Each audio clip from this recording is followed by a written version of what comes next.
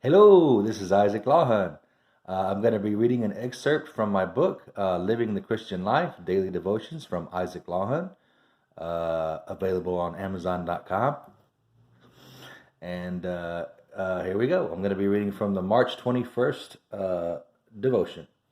It's going to start out with Psalm 127:1, the NET translation. If the Lord does not build a house, then those who build it work in vain. If the Lord does not guard a city, then the watchman stands guard in vain.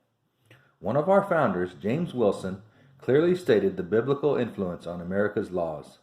George Washington, our first president, also stated similar thoughts. Applying biblical principles to every area of life is the only way that America will truly be great. Here's a quote from James Wilson, signer of both the Declaration of Independence and the U.S. Constitution.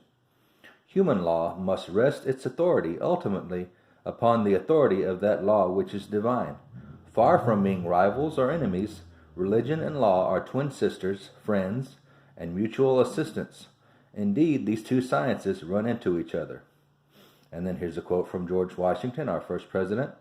The propitious smiles of heaven can never be expected on a nation that disregards the eternal rules of order and right, which heaven itself has ordained.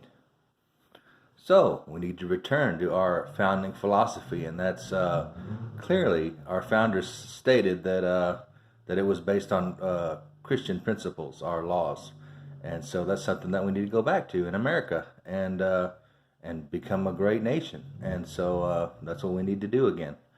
So, thanks a lot for listening.